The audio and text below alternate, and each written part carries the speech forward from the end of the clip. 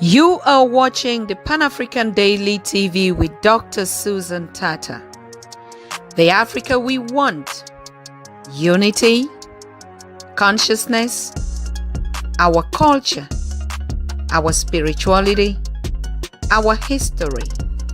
One Africa for Africans worldwide. Motherlands calling its diaspora home. Join my voice. Join my team. Join my campaign. Campaign 21 hashtag 1 million subscribers on the Pan-African Daily TV YouTube.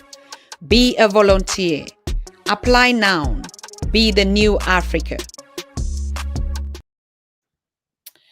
All right. Greetings to all of you. Greetings to you that are joining me on this conversation tonight. Like I said last week, we have Dr. Niinana Kweku. I mean, we used to know him from his abbreviation as Reverend Dr. Niinana Kweku. I think he's going to tell us why suddenly, I mean, that Reverend is not included in that. So I want to salute all of you. Where are the people in the house?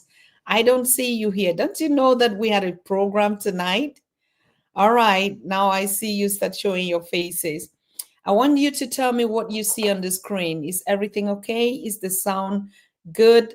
Is the images good? Because we've been having, as we always say, this lifelong challenge of actually connecting on these platforms that we're using. Please, I want you to type in the comment if you can hear me and you can see me. And yeah, before I bring our guest who is already waiting in the studio for us to open up the conversation. I mean, the topic today is world peace without Africa is not possible. But actually, what is the world peace? Who do we want to address as the people that actually need this peace? Because our concern today is our unity, is how we give our own peace to our own self, how we solve our wars on the continent and even the personal wars within us, like, individuality, how we put the family structures into order. Now, because of the too much disruption, things, I mean, the story, the past, the history, and all these destructions has actually divided and uprooted the African family structure. And you do know that without family, we are nothing. Once the roots are not there, the branches of the tree can never hold. And that is what Dr. Marcus Garvey said. A tree without a root is nothing. It's like a people without a future. We don't even know where we're coming from. We don't know where we're going to. So today's topic, we're going to talk about the solutions that are anchored into our family structures that have been disrooted or uprooted or disengaged or disconnected or disunited. And you can see these family structures starting from the map of Africa, how it was chopped us and given all these colonial boundaries that no longer resonate with us. How do we remove that from our psychology? It is something that doesn't even exist. It is just existing in our minds because we see the borders and the controls. It's the same thing in our homes, that our homes, the roots and the situations have been placed in our minds, and we begin to fight each other, and we think we cannot even work together as a family or as a community. So tonight we have a very special guest, Dr. Niinana Kweku, an African-American Virginia-born brother, elder, specialist, a leader who is coming to educate us about how to reconnect and put our family values and restructure ourselves as African people before we even start talking about the unity of the continent. Charity begins at home. So please welcome with me Dr. Niinana Kweku on Pan-African Daily TV. And I want to salute and give a shout out to all of you that are already connecting. I can see Ambassador Austin Okeke. Yes, I can see you. Thank you very much.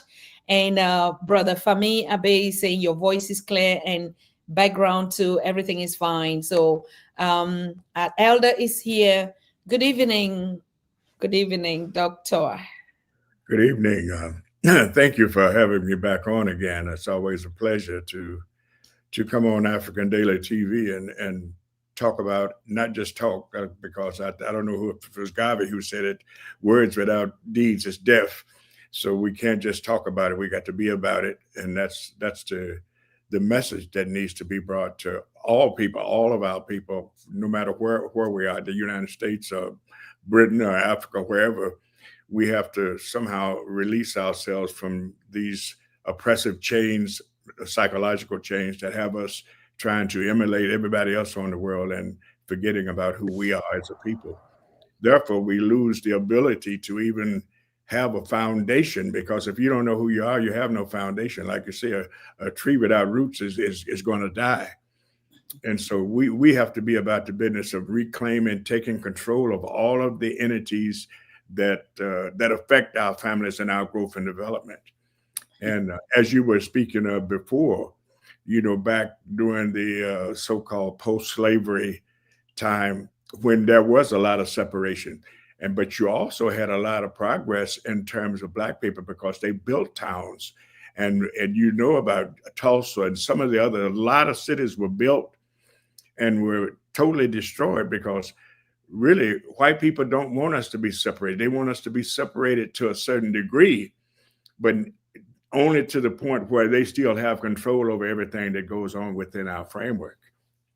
So it's so important that we realize who we are and take control of the conversation around what's going to be and what isn't going to be.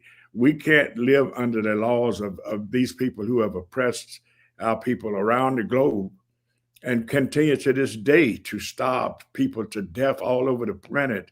And somehow we think that these religions that they have given us is going to save us. We are still waiting on somebody to come and save us. The only one that can save us is us. And that means that we have to take control of our education. We have to take control of our economics. We have to take control of our spiritual development.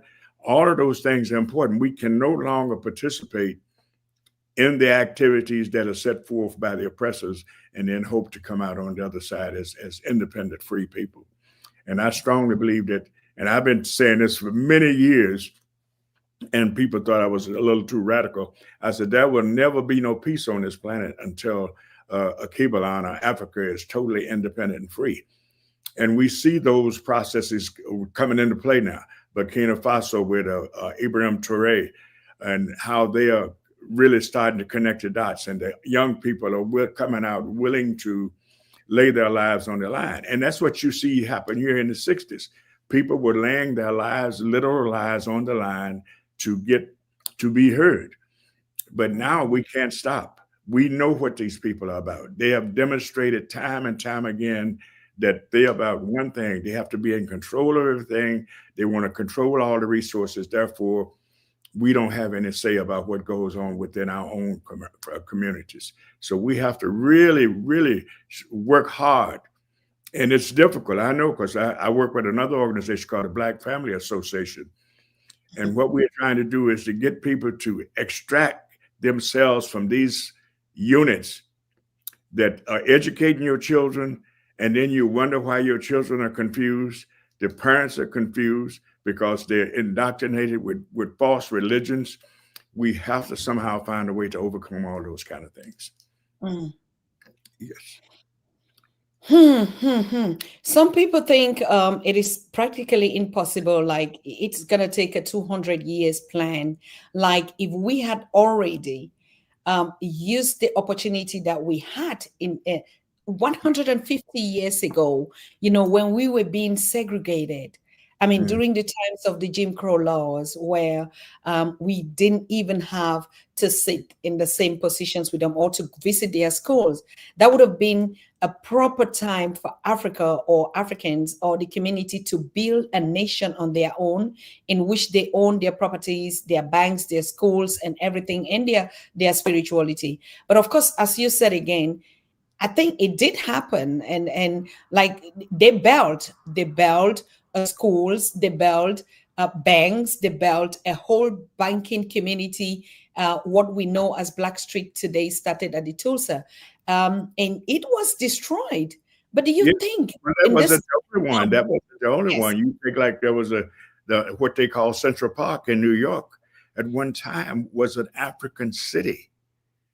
Central Park was an African city. They had, and what did they do? They destroyed that. Now it's a public park, and I mean, there's nothing wrong with public parks, except you don't go in and destroy people who are already had businesses set up.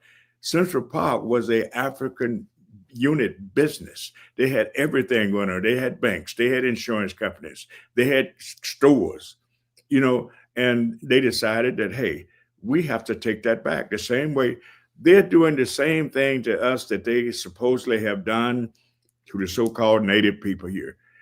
They had land, and whenever they found that they needed that land, they moved them out, they killed them, they destroyed them. And the thing about it is, what's the problem is that we as a people continue to be educated toward being like them. So therefore, they come in and they destroy what we built, and we, using their philosophy in terms of spirituality, say, okay, all we got to do is pray and keep on working hard, and then we're going to overcome. You're not going to overcome until you take advantage, take control of all of your resources, and that's where the continent comes in. 75 or 80% of the resources are in Africa that they need to do all of the things to build all of these great so-called civilizations. And I hesitate to call it civilization because you're not civilized when you're running around murdering people and starving people. And you have, less than 1% of the people control 95% of the wealth, and people are starving all over the globe. So we have to be conscious that these people there's no way that you're going to convince them or vote them out of power so that they don't have control. They're not going to allow it to happen. They will murder, they will do whatever. You can see what's going on in America now. Trump and them are trying to roll back all of the so-called gains. And I challenge people to say they weren't really gains because we really didn't have any control. As long as we were emulating them, we were acceptable on a certain level. But they still have communities where you can't move into right now. Black people who are millionaires are being stopped. In fact, this young man that plays for the Warriors, his mother went in a store to buy a car, and they thought she saw she was black, that she didn't have no business even looking at the car or touching the car, a real expensive car. And what he did was sue them, and then he bought the agency. But so that's now. That's right now today, and so we have to be aware that no matter how much we gain economically individually, it's not enough to overcome the power that they make all the rules. And I think it was Bob Marley said, you can't deal with people who make the laws and expect them to be fair. They're not going to be fair to you. They make the laws to fill their needs. And so we have to start that's how come we have to be in control of our destiny, because we have to make the rules. Africa has to make the rules. And just like Ibrahim Traoré is doing now, they're making the rule. They're saying, France, get out. Germany, you got to go. You're not taking our gold anymore. You're not taking our resources. That's the beginning. And now the young people are saying, wait a minute. At last, we got somebody who is speaking up for us and bringing stuff home. And it's now time for us to stand up and fight.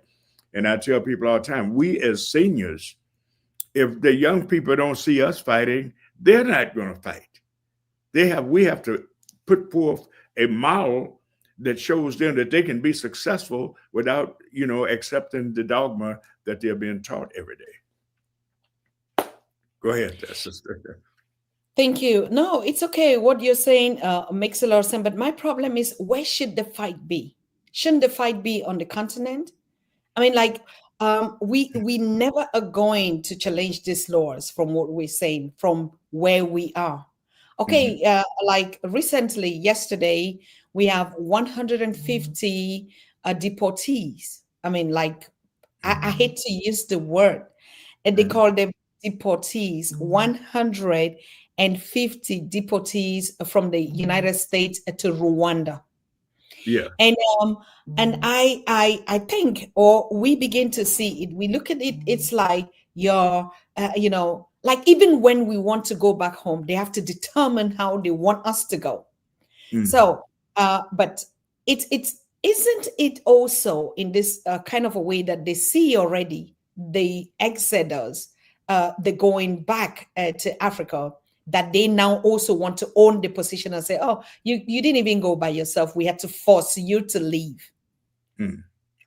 Well, the thing about, Rwanda, these people are falling prey to the idea that economically they can't survive unless they capitulate to this kind of process. Who was it? Trump was the one that said Africa was a s-hole country. So all of a sudden, and now he wants to deal with Africa. He wants to ship people to Africa. And the reality of it is he probably wants to send some of the worst human beings on the planet to Africa. And this is to further somehow. And I submit that a part of this is a situation where they're trying to uh, put people in there who will create disharmony. The way that they always try to have people fighting against each other. And I think that that's what they're trying to do, because France tried to do it. They've caught people over in Burkina Faso who was planted there as nurses, as doctors, and all kinds of different people who are in there just for one purpose, to find out how they can disrupt the process that's going on. But that's always going to be going on because it's going on in America. It's just like you have a group of African people here in America who are fighting hard for the right to be African, to be themselves, and you have another group of us who are saying we need to, communicate. We need to mix in with these people so that we can be successful. And so that's where the indoctrination and the miseducation comes in, at, because if I believe in my mind that the only way I can be successful is to commingle with people who are doing things that are detrimental to the welfare of my people, how is that success? And that's where Ubuntu comes in. We have to see each other as, I'm a part of you and you're a part of me. If I'm not going to do anything to hurt myself, so I'm not going to do anything to hurt you. But what we have learned to do is say, okay, I've got mine, so you have to get yours. I'm successful. I have a big house. My kids go to an all-white school or whatever, college or whatever. And so we see that as success until the police pulls one of their sons or daughters over and shoots them. And then all of a sudden, they're looking for justice. There will never be any justice in a country where they make the laws and we have to capitulate to those laws. We have to create an environment where we make the laws that govern us. We want them out of our communities. Like you said before, the so-called period when there was an adjustment where, they started to, get over this, say, start the whole civil rights thing. Before that, there was the Jim Crow. Black people were being successful economically, but they still didn't have any rights. You could still be stopped for looking at a white woman. You could still be stopped for looking a white man in the eye. You could still be locked up in jail just for being in the wrong place at the wrong time. They have what they call, I don't know if you ever heard of it, sundown towns, where if you was black, you couldn't be caught in that town after sundown. They still have those here. They still have places like that. Look at Texas. The thing they're trying to do over there in terms of the votes, and they're going to be able to do it. Do you know that Texas has the largest population of African people in the United States? In Texas, they have Africans and yet they don't have the votes to be able to do anything toward changing the rules, because every time they get one step forward, they push them back by changing the rules. And so we cannot play, it's a thing that my father taught me as a young kid. You can't play somebody else's game and expect to win. We have to create up our own games. We have to create our own educational system. We have to create our own environment. We have to have our own police force. We have to be able to protect our women and our children. We can't do any of those things as long as we're fragmented, as long as the ultimate goal is that one day I'll be economically sound and I can move into a white community, or somehow think that can't we all get along, the Rodney King syndrome. we can't all get along because these people are being taught and educated that somehow they're superior and they have a right to be in rule over us. And now they've gotten in 2025, they're bold enough to get on television and say, well, the white man is a superior race and they built this country. They know this is not true, but they're only trying to reach their people. They're trying to reach our people to make them understand that you are superior. Black people are superior to you. Mexicans, Indians, everybody is under you. You are the top. And so until we are able to overcome this idea that somehow we are all one if we are all African. When we began to communicate with our brothers and sisters on the continent and them treat us like we're them, and us treat them like they're one of us, and we can stop getting caught up in these so-called culture wars where you believe this and I believe that, and people believe 50 different things, so you can never come together. And I say that we need to come together on one thing. How secure is your community? How safe do you feel your kids are? Even today, my youngest son is 35 years old. And even when he's going out now, and I mean, we don't live with me, but when he's going somewhere, I always tell him, let me know where you're going, because you don't know what's going to happen. What if he gets stopped, and pulled over, and he don't sound like they should want him to sound? We live in a country where we have to be on pins and needles all the time about where our families are and whether or not they're safe. We should not have to live like that. We live in a constant state of fear, if not necessarily from your personal well, but at least for your loved ones. And we have to fight through this. And that means that we have to give up some things on a temporary basis. We may have to give up some of those so-called riches, or that big house, or that big car. We need to fight for the right to be in control of our own destiny. Police should not be patrolling our communities unless they are people that we've had. You take, like, when I went to school as a young kid, we went to all Black schools. Those teachers had to live in the community where they taught at. We only had Black teachers. We didn't have kids who are graduating from school who can't read and write. So during that transition period to this so-called, civil rights and post-slavery, what did we really gain? We've gained where we are right where we are now, where they're still murdering us in the street. They still make all the rules and laws. They're changing the rules, trying to set back things to where, at one time, women couldn't vote in this country. Black people couldn't vote. They're trying to change the rules back to now where people cannot vote.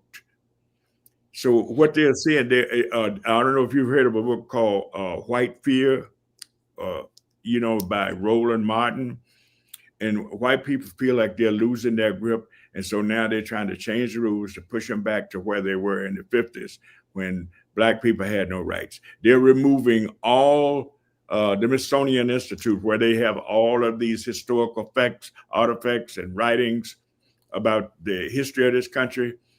What they're doing is they're stripping all that stuff and taking it out of the Smithsonian, saying that they don't want white people and white kids to have to see this stuff because it paints a negative picture of America. It's the history of America. Why don't you want them to know the truth? They didn't have a problem when they was having picnics and they were roasting Black people.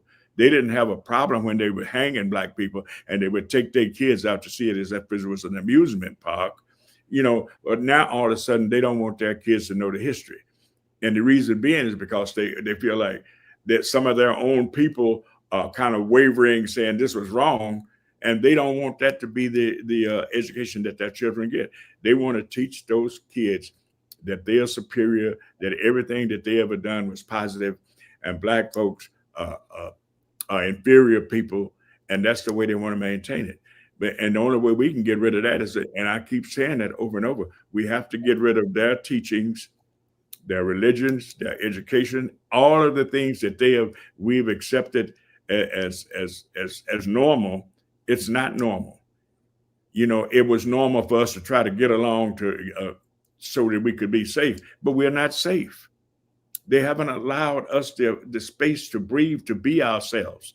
The minute that we create something, I don't care if it's Wall Street or Rosewood or St. Louis or Manhattan Island, they have destroyed every entity that Black folks have created in this country. And guess what it was under the disguise of? It was always under the disguise of somebody spoke to a white woman, uh, disrespected a white woman some kind of way. That's how Tulsa was bombed.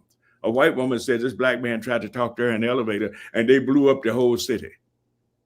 Now that shows you that they don't have any consideration for us as a people when we're the other. Because if they were looking for justice, if something like that had really happened, they would have been looking for the individual that did it. But instead, they come in and blew up a whole city where the banks and the Blacks at schools, everything. And even as late as 3 months ago, there's still one sister who is still alive. She's 102, and she went to court to try to get some reparations for them destroying her business and her family. And do you know that the judge said she didn't deserve nothing? They wasn't going to give her nothing. They said it cost the taxpayers too much money for her to recoup her losses. So they believe in justice when it's just them. There is no justice when it comes to other groups. And we have to teach that. And people say, well, we don't want to teach our kids that. I'm not talking about teaching your kids to hate. I'm talking about teaching them the reality of what's in front of them. These people have no intention of treating you as an equal. And until we rise above that, stop worshiping their gods, stop learning their educational process, stop thinking that somehow if I get enough gold, somehow I'll overcome the abuse that we're suffering around the globe. So we have to fight. And that's an everyday fight. That's not a fight where you do it on the weekend or you go to the park or you go to a march. You have to get up every day and face reality for what it is. Sure, it might not be bad for you personally today, but it's bad for some of your sisters and brothers out there. And you have to think, I'm part of them. That could be me. Every time they stop a brother or sister and abuse them out there, they are abusing me. They are abusing you.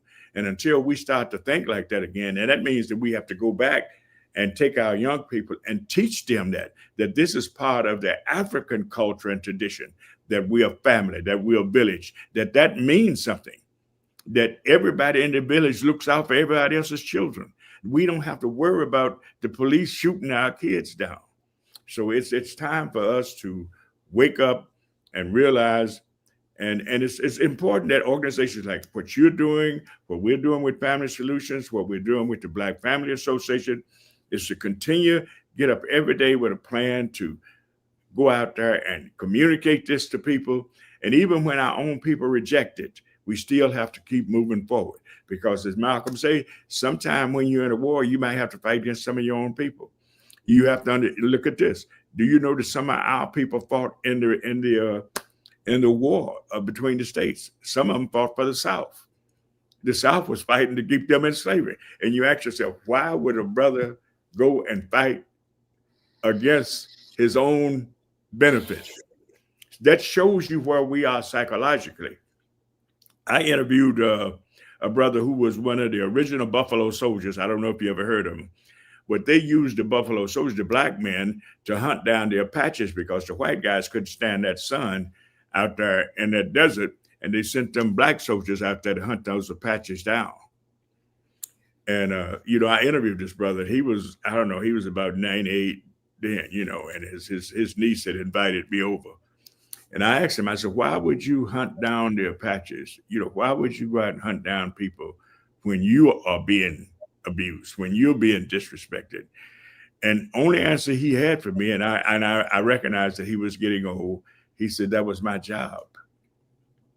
Because a lot of time people went in the military when they fought in there against people because they thought that if I fight hard enough, if I show these people enough gravitas that I'm fighting for them, that I'm going to stand up and fight for what they have taught me, that somehow they'll accept me. Even when they fought with Germany and they brought German prisoners back here, Do you know that the black soldiers had to stand up and let the German prisoners sit down? And so it shows you they have no respect for us. And Lamar, that song, he said they're not like us. They're not spiritually grounded. Why do you think they keep promoting all these false gods? They're not like us because they have to keep us distracted. So they're afraid that if we wake up one day and start to realize what is going on, that they won't be able to control us. And so that's what we have to do. We have to fight for the right to access the appropriate information that's going to elevate our people to a point where they can deal with reality. We are constantly running away from reality. The reality is that we are in a war. We're in a war. And until we realize that, we're going to keep trying to intermingle and be a part of it.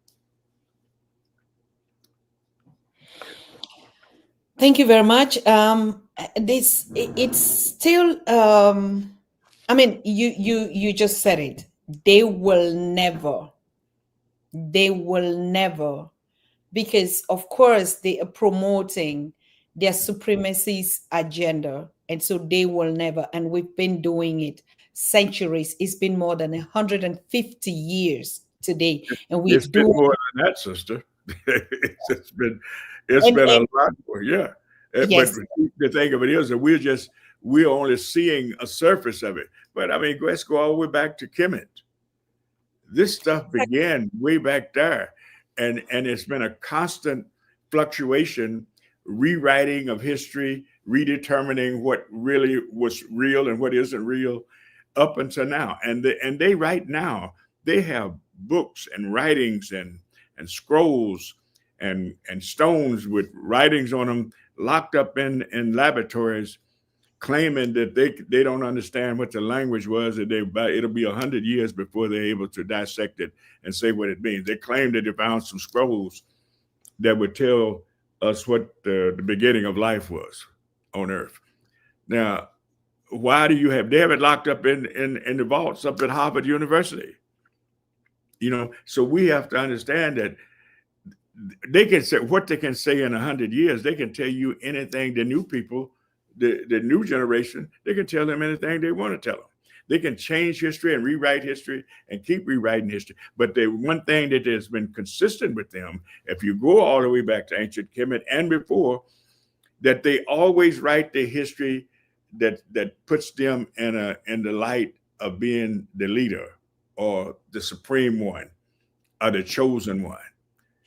So we have to understand that nobody is chosen over us. We are here. We are first here on this planet, and they know that.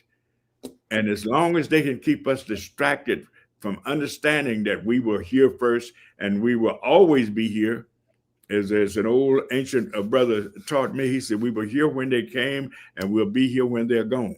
But we have to refocus to believe that we are capable of handling the responsibility.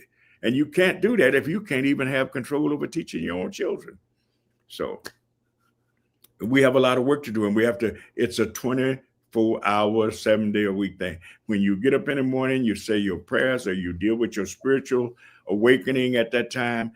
You have to say, okay, what is on my agenda today that helps me to move toward Africa being an independent nation globally? That should be your ultimate goal, because once Africa is completely independent, once Africa takes control of its resources, once Africa is able to grow its own food and not buy, they shouldn't have to buy nothing from nobody. But because of the economic stranglehold that all these nations have on it, is the reason why people starving to death over in the Congo and in the Sudan and all this. You hear about Ukraine, you hear about what the so-called Israel, but you don't hear about those places every day where millions of people are on the verge of starvation. So we have to refocus and start focusing on our own. You look at your own home first. I was taught as a child, you take care of home first. Make sure everybody in your house eat, and then if you got something left over, you share that with the community. We aren't doing that. We're looking at we have more people here out marching for Ukraine and all these different and Israel, and they don't know anything about what's going on in Sudan or what's going on in the Congo. So we have to get them to refocus, and the only way we get them to refocus is we get them to understand that you are part of those people over there who are being abused and starved to death. And I know that things are not easy in America. They're not easy for most Black people everywhere, but we still have to have an ultimate plan. The ultimate plan is that I am an African, spiritual African, and that my responsibility lies with Africa. My responsibility don't lie with making America great. It doesn't lie with making Israel great or Ukraine. My responsibility lies with making Africa great again. Thank you so very much, Reverend Dr. Niinana, and for that very insightful perspective and strategy in the right direction that we have to start teaching the new generation or the young generation. How does that kind of agenda looks like? I mean, I was about to say something, but I think I don't want us to distract from that, because the idea is we do know, and we've been saying it here. The facts are, whoever they so-called the enslaved, even though there are a lot of studies showing that some things also never happened in that way, like they rewrite the history to always favor them. But the intelligence of the continent of Africa is in the diaspora. Mm-hmm. The intelligence that was taken from the continent is the diaspora. Mm-hmm. From the kingdoms, you look at the resistance of the enslaved when the colonizers came. Mm-hmm. Even starting from my own country in Bamenda in Cameroon, you go through it, you will see the Bali Wars, the Bafut Wars, the resistance that were fought. Most of it we know the liberation movement or the Mau Mau in Kenya and the others. But even in all the other parts of Africa, this resistance were fought.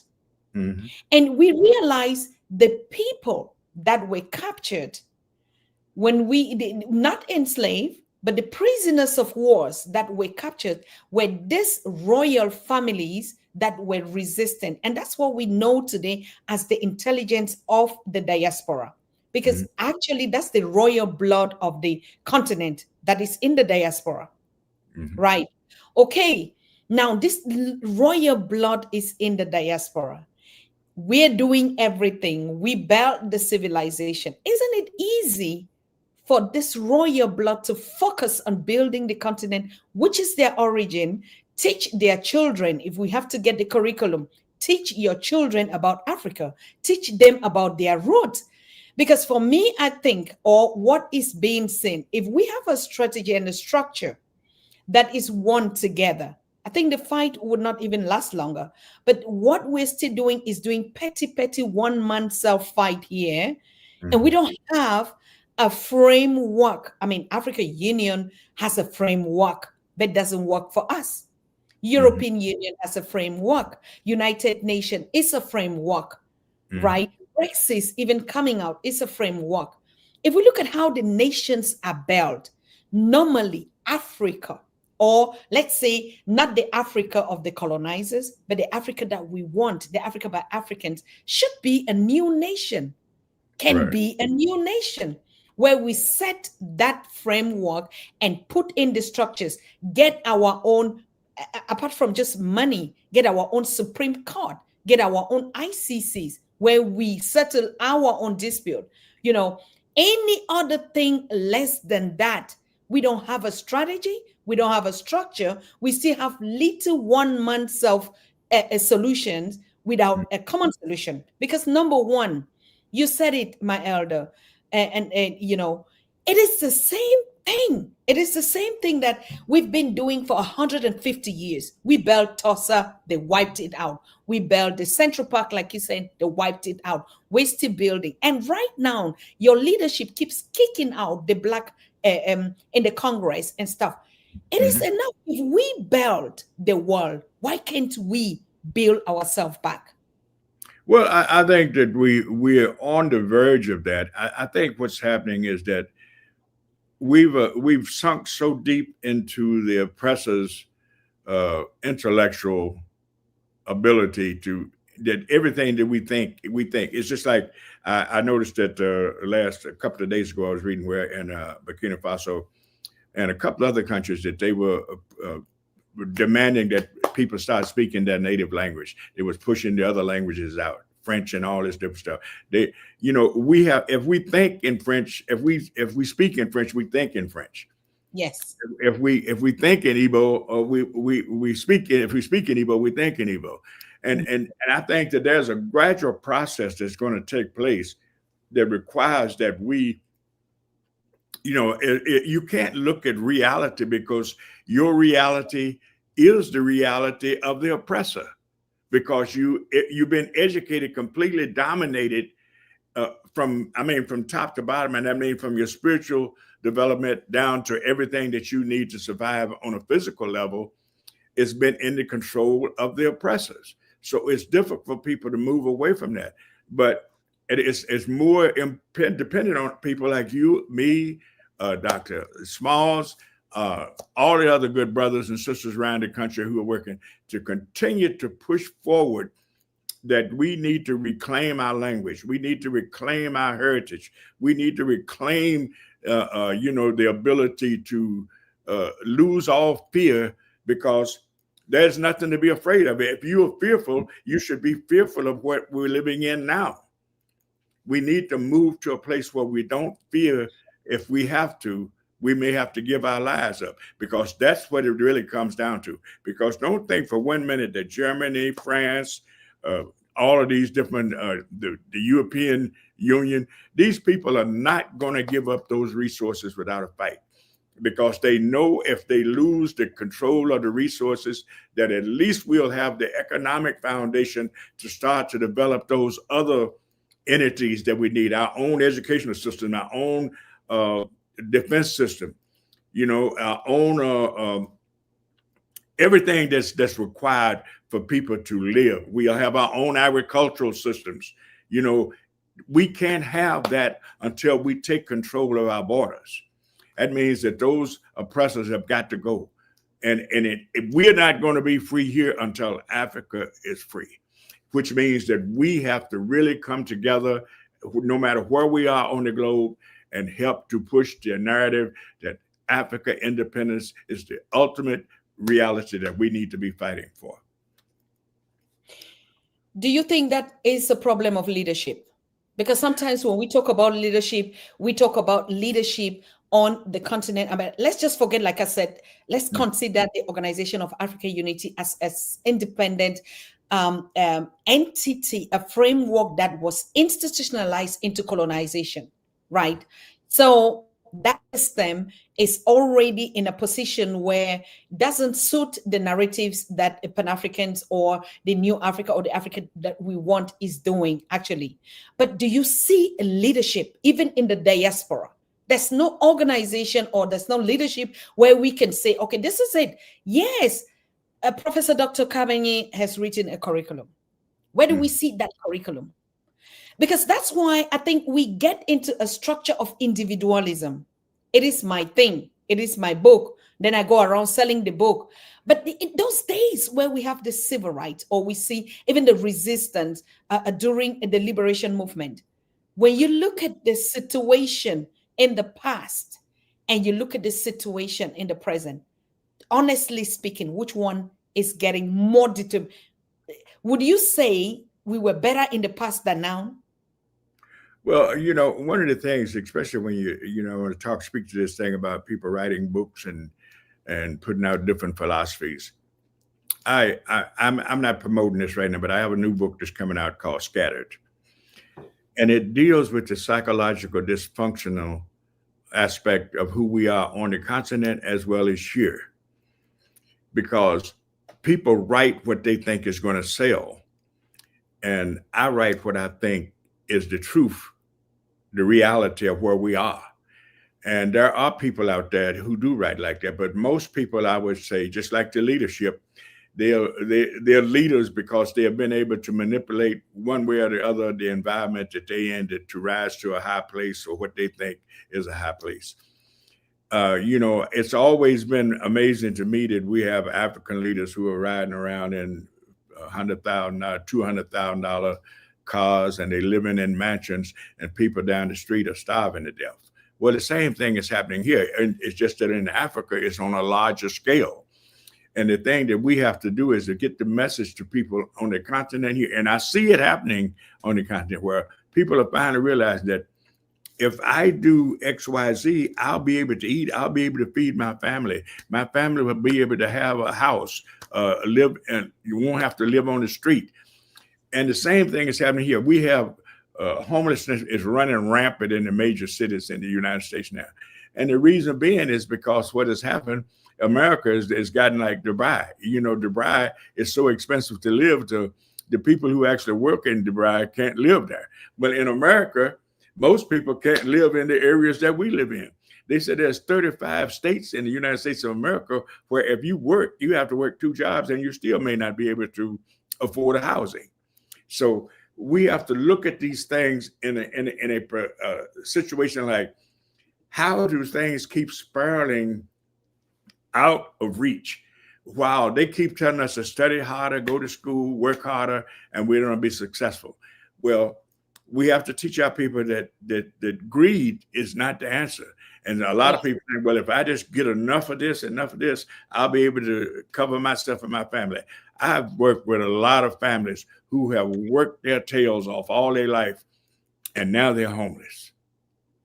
And so we got to get them to understand there's something wrong with the system. There's nothing wrong with you. But see, what happens is when people fall into this category, what they do is they think, God, I must be something wrong with me. There's nothing wrong with you except you've been following the wrong directives. And so we have to get to a point where even when people reject it, we have to keep hammering away, saying, this is what you need to do, and this is what I'm doing. And you also have to get people into a spiritual state of mind where it's not important that you become a millionaire, that you have a big car, that you have a big house. What's important is that you set a standard for living for your offsprings so that they can take it to the next level. That this is what's promoted in the environment versus everybody here thinks that if you work hard enough and you go to the right school, that you're going to be all right. It's not true. You see what they're doing. They're throwing people out of Harvard. They're deporting people off the college campus this year right now. And which goes to show you that they are, what is it? Fear of a Black Planet is a book that's out. I don't know if you're familiar with Roland Martin. I'm sure you have. You're familiar with Roland, right? Mm-hmm. Well, he got this book, Fear of a Black. And if you read it, it's true. And if you sit back, you don't even have to be able to read. You can just sit back, as like Malcolm say, I don't care what they say, watch what they do. Every day, they're doing things to try to set back the progression of African people to a day when they had total control over the planet. So we have to teach. We have to continue to teach, and we have to not be fearful in spite of the fact that one of the things is that you can't even work in these systems and make a decent living anymore. The reason being is because you have to sell your soul just to maintain a job. And I said, okay, if I've got to go in here and tell people, if I'm doing a counseling session, I'm not going to lie to the people that come in my office. I'm not going to tell them something just to make them feel good temporarily. I'm going to tell them what I believe is the truth. If the root cause of your problem is that you're trying to fit into a system that's not built for you. The system is not founded for African people. It doesn't have African philosophy. It doesn't have African spirituality. They don't know what truth is. It's the whole concept of the United States of America and this United Nations is founded on a lie. The historical foundation of all of those groups is founded on a lie. And until we are able to accept that, and that's what the problem is, we have a problem accepting the truth because it's too difficult to digest. We have to see it for what it is. And once we see it for what it is, okay, I'm going to fight this even if it kills me, even if it completely destroys me, because in the essence is they're destroying you anyway. The more you adapt to a condition, the more a part of that becomes you. And you can't allow these systems to become you, because that's not who you are. That's not who you were created to be. And people talk about gods and all these different things and different religions. There ain't but one God, and that's the God of humanity. We are part of that. So when I hear people say, "Well, I'm a God and the sisters is goddesses," I believe that, because in reality, you are the essence of the creation. You are the essence of the creation. So why don't you have capabilities to go out here and lift up instead of tearing down? You have that capability, but we are not taught that. We are taught survival. And that's what we are trying to do, is survive. And we can no longer uh, continue to allow them to ravage Africa, steal all its resources, and then make the rules, the global laws that keep us in chains, at least mentally, psychologically, and educationally, and spiritually. Thank you so very much. We're going to round up this conversation very shortly. I think we knowing I just want to greet those that are joining the show. Thank you so very much for watching. Of course, we are talking, Dr. Reverend Kweku Niinana says no world peace without Africa. That has always been his philosophy, to say, except the African is free, there would be no peace in the world. And so, regardless of what kind of schemes we put out there or what kind of thing, as mother of nature and creation, your books wrote it and say it's the human cradle. There is nothing that would change. If Africa is not at peace, the world would know no peace. This is a conversation that we're having today. And we're getting into the strategy of how do we Africans first achieve the peace for us before we even think about global peace. We don't even want to be a part of that process, because we have to first of all be at peace with ourselves.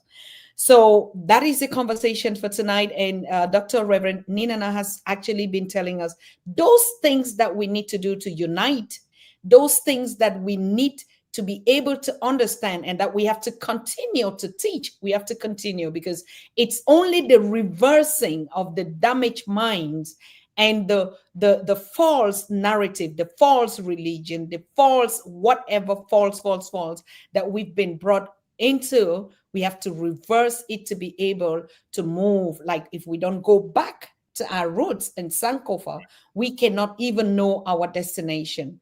So, but Reverend Dr. Niinana is the founder of what we call Family Solution Inc. And as you know, the Pan-African Daily TV New Era is not just about information, it's about solution. We Right. talked about in the first season, it was really bringing us and connecting us together for the first time ever, that we could unite in this kind of constellation, which is the first step. We should not neglect that. That's why King Maponga was here and said, we are on track and Africa is winning. Because when we look at the past and we look at where we are now, to even understand that we can sit here and have these conversations and even know a lot about diaspora history, that is something that is still new on the continent. Whereas our intellectuals, our kings and queens that were enslaved, spend all their lives doing everything to fight even what they built as that system, and also still trying to reconnect and to redirect that energy on the continent. So we see the diaspora is playing a double role, trying to fight the oppressors where they are, what they know, what they have known for thousands of years, and also trying to liberate the continent, of all the knowledge that they know now. Right. So, Reverend, I went to your website, a very beautiful website. Honestly, I'm going to put the link here for those of you that are watching us and those that will get up to watch us later soon. Okay. The Family Inc., Family Solution Inc. You wrote here on your website, you said, Family Solution Inc. mission is building bridges that have been broken by a society still grappling with institutional racism. Dr. Kweku has dedicated his life to helping Black families every step of the way through education and experience, are tools. No, you said education and experience are tools Dr. Kweku use in helping Black families to embrace roles of leadership and become effective and productive in their prospective community. Over to you. Well, and the reason for that is that there's the one way for us to be successful. That Yes. means that we have to reject what we've been taught, what we've been, however we've been indoctrinated. We have to reject that and start to seeking answers. All right, because the only thing is that you can look at it and say, okay, why are we in the condition we're in? Why are we constantly fighting for respect? Why? And the reason is that the system that you've been operating in it's not broken. And now they hear people saying the system's broken. It's not broken. It was built to function that way. And until we're able to accept that this system is doing exactly what it was designed to do, then we can't reject it because somehow it gives credence that somehow, oh, if we just tweak this a little bit, if we just do a little bit more of that, then somehow it'll turn around in our favor. It's not going to turn around in your favor. If it's another 1,000 years, it's not going to turn around in your favor. You have to start over. When you are on your way to go somewhere, if you leave your house and say, well, I'm going to Nairobi or wherever, and you get down the road and you find out that you're going in the wrong direction, it's west instead of east, you don't keep going east. You turn around and go back and get your bearing. And that's what Sankofa is. It's not, we have to go back and get what we've lost. We have to go back to the beginning point and say, okay, from here, what do I do? What can I do? I have to look at life for what it is. What is the benefit? What's going to be beneficial to my family? What's going to be beneficial to this village, this community, and what's going to be beneficial to us globally as a people? And the reason I say there's no freedom that we can't worry about the peace that's not in the rest of the world. If there's ever peace and independence on Africa, the rest of the world will fall in line. And you know why they'll fall in line? Because they cannot function without the resources of Africa. And that's why it's so important that we fight for the independence of Africa and to get all of those oppressors out of there. Relearn our languages, research and do the studying to develop our own spiritual reconnection, because that's what has to take place. So it's a battle, but it's a battle worth fighting. And it's the battle that Malcolm X, Marcus Garvey, Kwame Ture, Ibrahim Traoré, they're fighting for. It's the battle that they're fighting for, and they're putting their lives on the line every day that they stand up for those rights, and we can do no less. I also see that in the Family Solution Inc., you have counseling services. I mean, I think this is very important, family. And honestly, I'm very happy to announce this partnership with the Family Inc. Solution, or the Family Solution Inc., which we're going to incorporate in the Africa We Want organization here in Europe, for the diaspora, because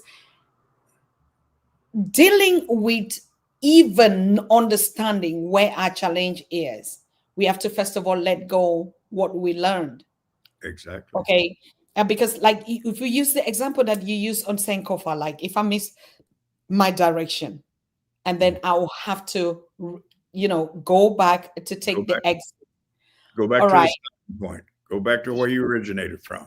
Exactly. But of course, I'm not going to start from a zero. I'm starting now with an experience, isn't it? Exactly. All right.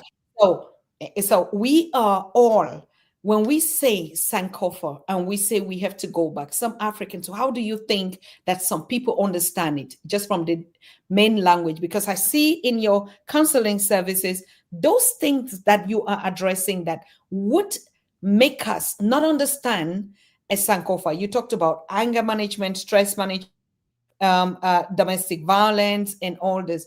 Is this kind of services that you think these are things that we've learned wrongly? Yeah, because the thing about it is that we are suffering from all those things, and we think that there's somehow something wrong with us or that we're weak, the reason why we've found ourselves in those places.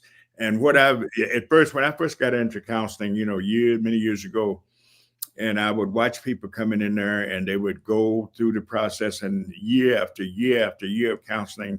And I got to a point where I said, look, if I'm not helping you, I don't want you to come back here. And if I'm not helping you, then I must be doing something wrong too. You understand? And most professionals, they are not going to admit that they think that they have a degree hanging up on the wall, that they know everything. My thing is to develop a plan by which we lift the person up from their present condition. And most health centers or counseling services or a lot of doctors, these guys are just getting a paycheck. And so you become a victim in that thing too. And you're not even aware that you're a victim because you're thinking this person is supposed to be helping me. And I used to get a lot of stones thrown at me, jealousy thrown at me, because I would have people come into the center and then they would be seeing some other doctor. And then all of a sudden they said, well, look, I'd like to see Dr. Kweku. And they said, well, why are you stealing my clients? I said, I'm not stealing your clients. I'm just trying. If I give a client something to do, an exercise to do, or a process to help them heal, isn't that beneficial to all of us? But no, that's not the way. It becomes a competitive environment where if you're working in an office and there's 4 or 5 other doctors in there, and if you're really helping them and they're not being successful, they somehow demonize you.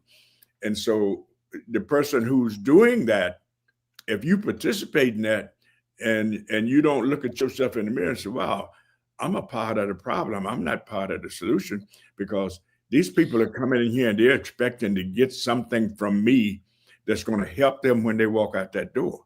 And if I'm not giving them something, then I don't need to be sitting here. Most people are not willing to, somehow that they see that as I'm a failure. I don't see that as being a failure, because if you come in to see a counselor, you have some specific issues, or you may not be aware of what those issues are. If you help the person point them out to them, and then they say, well, okay, how do I deal with it? How do I deal with my anger? Where you may have to walk them through a whole process. Usually when people have anger outbursts and stuff, it's something usually has developed way back in their childhood, in the family dynamic that they come out. If they come out of a family where there's a lot of yelling and screaming and cursing each other out, 9 times out of 10, they're going to deal with issues the same way. And so what I try to do is do you want to be angry, or do you want to resolve the issue? And I get people to the point where they say, well, okay, I don't want to have to do this anymore. I don't want to suffer like this anymore. Okay. But then now we have a starting point to start at. That's like doing the Sankofa. You don't want to do that anymore. You realize what the problem is. Here are some exercises that you can do to overcome that problem. And then I demand that if you go home, when you come back to my office next week, you show me you practice some of those exercises, how they work for you. And so therefore, what happens is that the relationship starts to take place. Now people start to heal. They start to understand the difference between a therapist and somebody who's really concerned about who they are. Just because somebody has a sheepskin up on their wall does not make them a therapist. It does not make them a helper. It does not make them a pastor. It does not make them a doctor. It just makes them a person who's going through the motion. If your objective is not to be helpful, then you have no business in the people business. And right now, nobody needs people more than our people do, that are not just in the people business, but we're in the healing business. We want our people to get back to good health. And that's mentally, spiritually, psychologically, every way possible. So if you're healthy as a parent, your children are probably going to be healthy. You can't come out of a sick environment and not have, what is it Malcolm said? He said, you can't fall down in a mud hole and don't get some mud on you. What we want to do is get you up out of that mud hole and clean the mud off of you, and now show you how to avoid the mud hole. So we have to be about the business of looking forward. What is the saying? The insanity is to keep doing the same thing, expecting a different result. Well, It's a simple thing. Most people can quote that, but if I'm doing something every day and it's making me sick, or if I'm eating some food and the food would keep making me sick, where in the annals of my intellectual capacity does it not register that maybe I need to stop eating it? We sometimes people are not able to do that transformation. They keep doing what they're doing in spite of the pain they're suffering. And sometimes you have to walk them through the process. You have to almost like take them by the hand, say, I'm going to walk with you. I'm going to check on you. I'm going to call you a couple times a week to see how you're doing, you know, and if it's not working for you, I want you to tell me. You want to be honest. I don't feel hurt if a client comes in to me and says, well, Dr. Quay, I didn't get nothing out of this session. I said, okay, well, let's look at something else then. They are part of it. Most times, people in the business, they're sitting there like, I'm the authority on what's going on. You're no authority on what's beneficial for your health. You know what's good for you more than I do, right? So the thing about it is we have to get people to understand that, okay, you are responsible for your own health, your physical health, your mental health, and your spiritual health. But sometimes you need a guide to get you on the right track. And that's what I say. People are usually off track. And if they continue to go to see people who are about the business of making money or just counting numbers, you take like most mental health or behavioral health centers, they tell them, well, you got to see 45 people a week. Well, that's not, it doesn't say anything about helping people. And I used to challenge them on this all the time. And they say, well, Kweku, you can't fix everybody. I said, it ain't about fixing everybody. It's about being honest. And so we have to be honest about what it is that we're trying to do. And we don't have to be perfect because none of us are perfect, but we do have to be perfect in our attitude and how we treat each other and how we respond to people who come to us for help. So I will run up one last one question, because we talk about the physical and the spiritual, and of course you deal with all that sector. If you look at the challenge that we've been through as African people, and trying and fighting all the time to unite, and there's the force that is always against. I mean, from the within, from us. We're talking about us. We're talking about our own solutions for our own solution, to our own challenges. If you look at it in a spiritual way, what is it? What is it that is fighting against the physical and the You, battles? Look you at the mean battles everywhere. I in mean, the it's spiritual it, unit? yes, spiritual unit. If justice is like what we've been taught for years, it's my property and you steal into my property, and some ideology, oh no, don't worry, and then God will deal with that person. I mean, this is religion anyway, but we're talking about spirituality. What is it that from the essence of the powers that be, and from even the powers of our ancestors that gave us that continent, what is that spiritual aspect that the African people, that we haven't had, to be able to know this fight is more than just a physical? Mhm. Well, let's look at it this way. We are more spiritual than we are physical. But in the current world, everything is about physicality. It's about how much you got, how much can you get, how much can you own, uh, you know, how much can you accumulate. But they define the essence is when you look in the mirror and you say, well, who am I? And after you answer the question, who am I? What is my purpose on this planet? Somewhere in the annals of that process, you begin to see yourself outside of the physical being. You understand what I mean? Mhm. Well, you're sure we're physical, we're flesh and blood, but there's more to us. We have the biggest brain capacity of any creature on the planet, and that was by design. And the design was that we be able to use that, but it's so cluttered. It's so cluttered up with the miseducation, the indoctrination, and the religious uh, phobias until we can't get to spirituality because we have to get all that stuff out. One of the hardest things I have found is when I'm dealing with people who are really dogmatic in these different religious texts is no matter what you say to them, and you'll give them some really basic information to show them how to heal, but somehow they keep fluctuating back to that indoctrination. You know, what is it? I think they said it's like 800,000 or 900,000 thoughts a person has a day, and Mm-hmm. most of them are about 80% of them are negative. Well, what you have to get people in order to clean that stuff out, you have to start to replacing some of them negative thoughts with some positive ones. So maybe now you got it down to 60-40. Then you get it down to 50. But what happens is when you start to moving, cleaning the closet out, so to speak, what happens is you start to becoming realizing who you are as a total person. I'm not Yes. just a physical person, but you got to clean the clutter out of the closet. And we are overwhelmed. Like I say, so the psychologists, and I'm not a scientist, so I don't know how true that is, but they say it's about 80,000 thoughts everybody think a day. And when you tell somebody that, they say, no, I don't think no, that's impossible. But it's not impossible because the brain is it's continuously going on and on and on.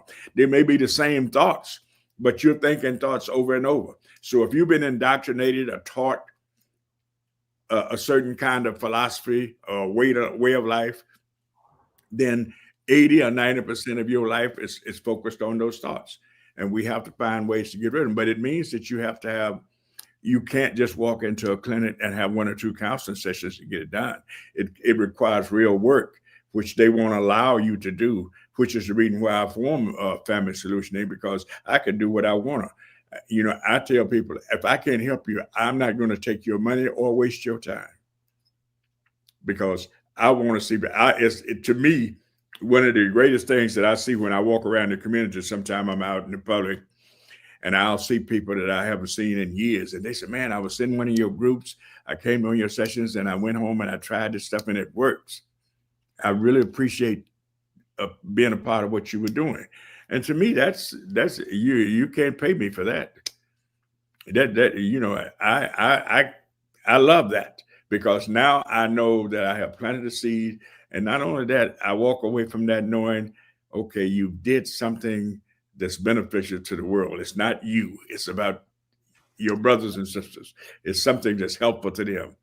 And that's all you can expect. Because if you do that, everything else that you need is going to come to you.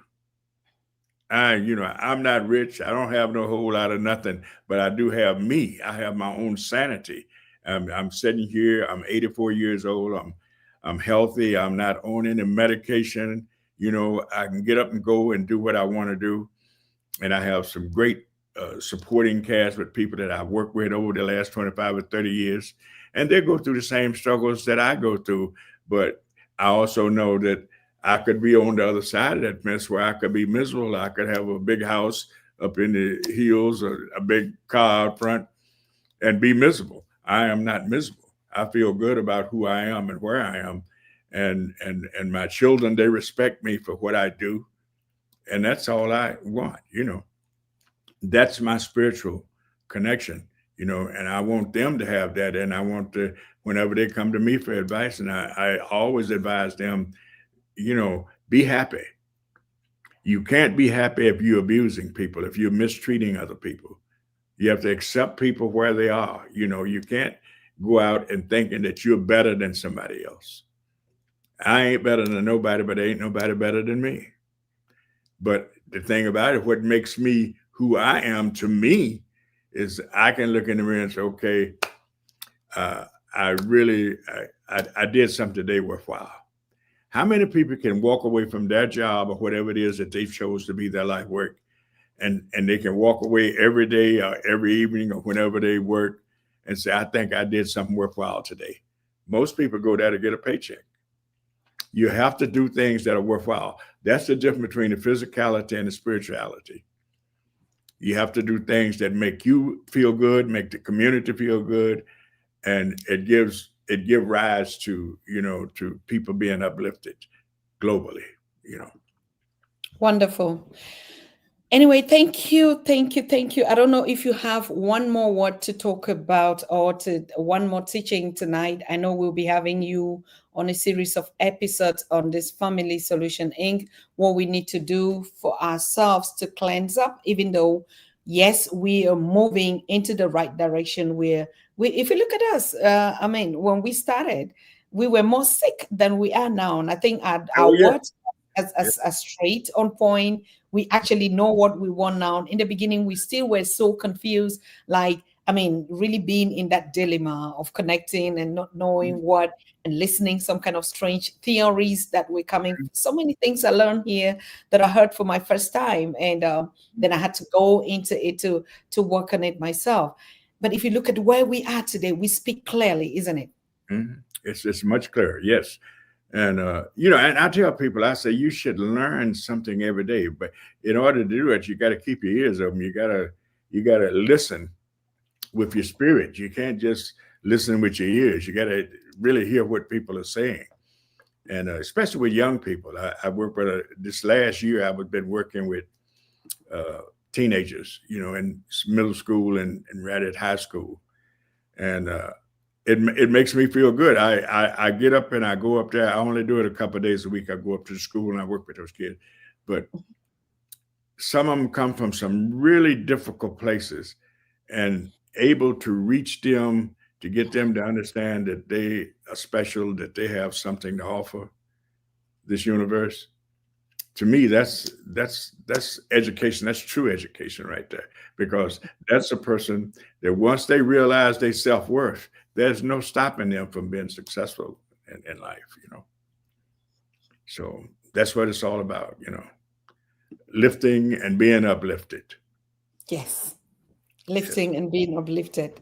Yes. So thank you. When are we going to have you again? Well, like I Shortly. say, I'm like I say, on Thursdays and Fridays are usually my best days. Mondays and Tuesdays and Wednesdays usually I have a couple little things going on. It just depends. But those are my best days, unless if you let me know like a week in advance, then I know exactly what days I'm available. Because I don't. Sometimes people will call me and I won't say no. I say okay, I'll see you, and then I'll make an appointment. And That's so so true. Yes, but if you give me a couple of days advance notice, and I can come on anytime. Thank you so very much. Thank you. Thank you. Thank you, Doctor. Thank you for being our guest tonight and really awakening our consciousness about where we are, where we need to go, and to be strategic on what our mission on uniting ourselves and freeing ourselves and fighting by every means necessary to unite as Africans so we build the Africa we want for ourselves and our children. So thank you for being here. And I'll reach out to you to see when possible we'll be able to have you again. Thank Okay. you. Greetings. Are you still in Virginia? Where are you No, based? no, Actually? I'm in Pittsburgh, California. Oh, okay, because I saw it in your biography. To be quite honest, be quite honest. I was born in Virginia. Okay. Last time I was there, I was 6 years old. It was when my grandfather passed away. Mhm. That's Oh, been that was in 1948. So see how long ago that's been. But I don't know a lot about the place. I was just born there. Yeah. wonderful. Yes, of course. We're all origins of other places and only born in certain countries, isn't it? Anyway, Yeah. I think we are also working on that chapter of diaspora studies on Pan African Daily TV because we have a lot of continentals who actually don't even know, where we are, where we're born from, what Mm. is the percentage of our people and the history in these communities. Most are really struggling to learn as we begin to connect now. And so the real history of our diasporans is also what is going to liberate the Africans on the continent more. Exactly. We have Yes, to we have to fight to get our history out, not their history, our absolutely. history. Yes, yes. Reverend Dr. We have to do that. We have to do that. We've been working on actually like getting that curriculum out there in the universities out there, about diaspora studies to eliminate, because we know we're going to unite. We know we're already uniting. We know we will come back as one people from the motherland. But like you said, the little things that we'll be having, or like challenges and hinges and stuff like that, could be avoided when we already start learning who we are right now. You know, Exactly. what does the continent have to know about slavery? And these are histories that we never learned on the continent. We never knew anything, of course. And when the continentals looked at African Americans, African Caribbeans, African Jamaicans, and everything, they always thought they were other people. You Yeah. know, now And getting people, back, yeah. And yes, people need because to know it. it never. You don't forget it just because you don't study it. You Mhm. know, we have what is known as a generational trauma. That's something we can talk about for another show, where your great grandparents can suffer trauma and you may not even knew them, but that trauma passes through you to from them to you, and you don't Mm, even know why you are behaving or acting a certain way. So we can mm. talk about that more in the future as we progress along this conversation. Okay. Thank you so very much. We're going to do that. We're going to work on that too, that curriculum here. So All thank right. you. And Thank yeah, you. And I know it's afternoon, 12 o'clock there or 1 o'clock, yeah, and us really it's light. 1:30. Yeah. Ubuntu. Ubuntu, Ubuntu, Ubuntu, Ubuntu, Baba. Bye. Thank you so very much. Yeah, and thank you, Elizabeth. Thank you. You're here. Aduko, you're here. And John Africa, you're here. Queen Sherry was here a long time ago. Africa Last Bond, you're here. I'm just giving out a shout out to all of you. I know most of us are in the background. Jerome Lazarus, Dr. Ben, take care of me. Oh, okay. Thank you. Thank you, Jerome. Thank you. All of you that are connecting from the continent, in Europe, in the diasporas, in Americas and Caribbean. Masha Laurel, good night. Masha Lawrence from Saint Dominica, good night to you. You already left us a couple of minutes ago, but of course, I want to thank you for connecting and to say that we just back. We're back. We begin to put our lectures on the point. Now we pass from the new season and we are into the the old season, season one, and now we're into season two on Pan African Daily. And what we do is actually just bring solutions. We've come a long way through the season one, and in season two, we're more stable. We really know who we are. All those kind of hinges that we used to have misunderstandings, and we didn't even know. A lot of you in the diaspora went into research, went into studying, went into following other channels as well to be able to see how they are doing or what is going on. Same thing on the continent. We had a lot of feedbacks when we actually like stayed also built a kind of a disconnect for us to breathe, for us to listen, for us to look at the new ways to approach instead of always complaining about this Africa. It is time for us to start enjoying the Africa, to understand that Africa works and it is working for its people. I want to thank all of you that watched the show with Maponga Joshua. That's the most watched show after we started this season, 2 weeks now. And I would like, please, I'm just appealing to you to always like the show and share, right? And another thing, we're going to be restreaming the past conversations with all our professors and teachers, all of them that are here. If you look at our channel, apart from the ones that were destroyed or the videos that were deleted, maliciously deleted for whatever reason to shut up people's mouth, we still have close to 1,000 productions that we did in the first season, and we'll be rebroadcasting them. I know we have challenges when we load up some, but of course, everything is fixed now. Like you can see me, you can hear me, no hinges, no sounds and stuff. Whatever happened, now our ancestors are back on track with us. So please make sure you follow up those conversations. Even if you follow it 10 times, it is worth it. There are a lot of conversations that we're going to rebroadcast. Even if it is one in different format, it's very important. It's very important because most of those things that were taught to us in season one by all the professors and our scholars, we were still being awoken. It didn't make sense. Most of us, we were just hearing the lectures. But when you listen to it now, I bet you're really going to say, yes, this is where I want it to be. This is where we're supposed to be. And that is why we're still bringing the refresh of season one. We're going to restream everything. Some of them are really crappy, as you know, during the time of COVID, all the challenges that we went through. But like I said, we were just waking up. We didn't even know anything. We were just listening. We were just being excited to gather here. Most of us were just looking at ourselves and happy to just connect, to just know each other. Every evening we sat here and we told the stories and we listened to the stories and we listened to those lectures, a lot of discoveries, and all those professors who taught us who we are. Today is beginning to make sense when we see how the world is getting confused. All the prophecies that were spoken unto us on this channel and the libations that we all had. Remember, we had prayers, we had libations, we had even tears on this channel on Pan African Daily. All those energies did not go in vain. Now is the right time.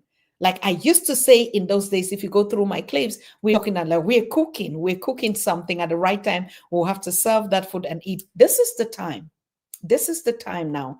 You have to digest the content of these speakers. So on from Monday, which is going to be the 1st of September, we're going to do a 30 days challenge on Pan African Daily TV, in which we rebroadcast at least a video session each day for 30 days, right? From the 1st of September. And I want to make this again. We're going to change the times in which we're broadcasting because we realize, the majority is our diaspora, on which, of course, we give them the honor for bringing those lectures, and even the continentals, they adapt to it anyway. So the broadcast would be 20 p.m. New York time, right? Which definitely would be 2 p.m. for us in Europe, and most on the continent in Zimbabwe as well. East Africa, West Africa can adjust 2-3 hours before, apart from Ethiopia. Apart from that, we're going to go on this self-study session. Please listen it for yourself. We're also going to remove these conversations and put just the audios on our Shopify so that we can also listen, whether you're at work or you are driving or you are in school or you're doing something and you didn't have time to watch the conversations. The most important things are the teachings, are the lessons. And so at every time you can just play it, let it be the new anthem of the Africa that we want. Because our professors spent 60% of their time, selfless time. All these elders that are coming here just doing a repetition. The core and the essence of the message was when we were at that hot times that they gave it to us. You see, they're more relaxed now. Most of the things they say is really actually just a reminder of things that we've been saying. Like this topic, I'm going to stream it tomorrow. No world peace, no global peace without Africa. He said it. And at that time, that conversation was different from what he's saying now. All right. Dr. Reverend Niinana Kweku, that was 2021. I can never forget. And he was recommended to us by Professor James Moore and said, if you need a psychologist, we had him, we had Dr. I think, I really cannot remember, Asante, the Professor Asante Molifi. We also had, and the other biggest psychologists. We have all those conversations. There were so many of them. Please forgive me. I cannot really master all their names. All right. So, but the lectures that we had, most of them, even when I reach out to them, they're like, I didn't even know how I came to that and that. So they were the chosen times where our spirit were very high, where the spirituality of this channel, where the ancestors was bringing us a lot of things that we need to know at that time. And believe me, there will never be any season like season 1 on Pan African Daily. You see, we're more relaxed, we're more comfortable. But it's now that when we go back to refresh all those lectures, you begin to put one-on-one on that. You will see even when a Dr. Ambassador, the peace ambassador of HON, Dr. Tony Jaja came here a couple of times and he told us about the United Nations Council, that the world was going to be ruled as a body and no longer the way it was. That was 3 years ago. But it's exactly what is happening right now. It's exactly what is happening right now. Every prophecy, I call it prophecy because that's what we used to know, like divinity. That's what is used to in the African culture, in the African spirituality. We see things ahead of us. But if you don't trust it and you don't mind, and sometimes you will like, I thought that, I dreamt of, I thought that I had. These are the moments. And this moment, all the knowledge that we needed, we have it. But now it's for you to select that knowledge. That's why you see most of them going and coming back with real solutions. Like he has Family Solution Inc.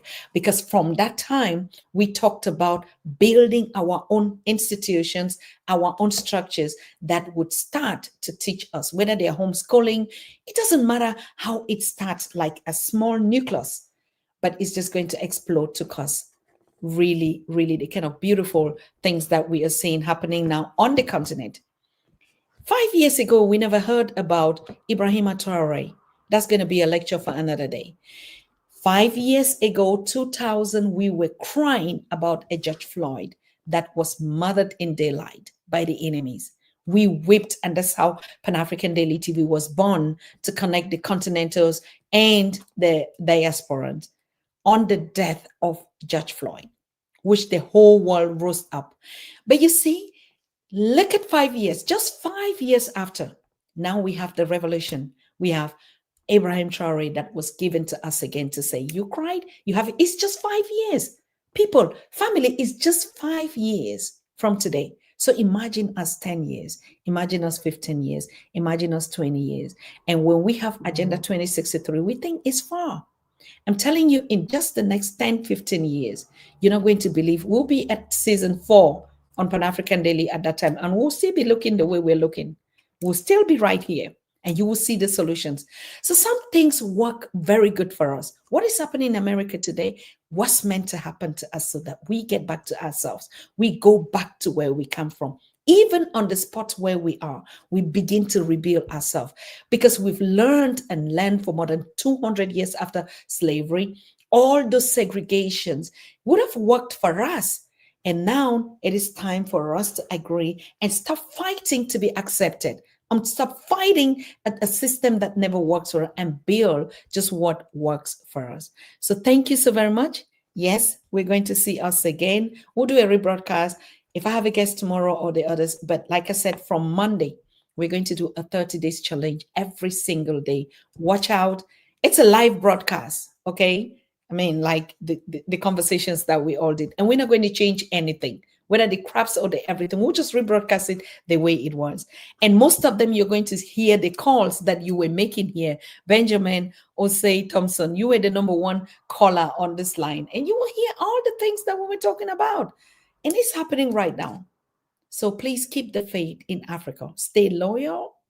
Don't ever lose focus for whatever reason, because Africa is winning. And when we win together. We need to be constant, concise, precise, consistent in this journey. We're winning big time. So good night to all of us. We see us again very soon on Pan-African Daily. And please, if you're here, just like as much time as you. We love you too. I love you too. I love you too, Benjamin. I love all of us. Nubian, Mazaya, Elizabeth, all of us. I love you, and you know we love ourselves, because without me know you, without you know me. That's the unfortunate thing. If you want to call it unfortunate, for me, that's the fortunate thing, that we cannot live without each other. No matter what, we must, or we don't exist. So thank you so very much, and good night to all of us. We see us again very soon. Bye-bye. All right. You are watching the Pan-African Daily TV with Dr. Susan Tata. The Africa we want. Unity, consciousness, our culture, our spirituality, our history, One Africa for Africans worldwide. Motherland's calling its diaspora home. Join my voice. Join my team. Join my campaign. Campaign 21 hashtag 1 million subscribers on the Pan African Daily TV YouTube. Be a volunteer. Apply now. Be the new Africa.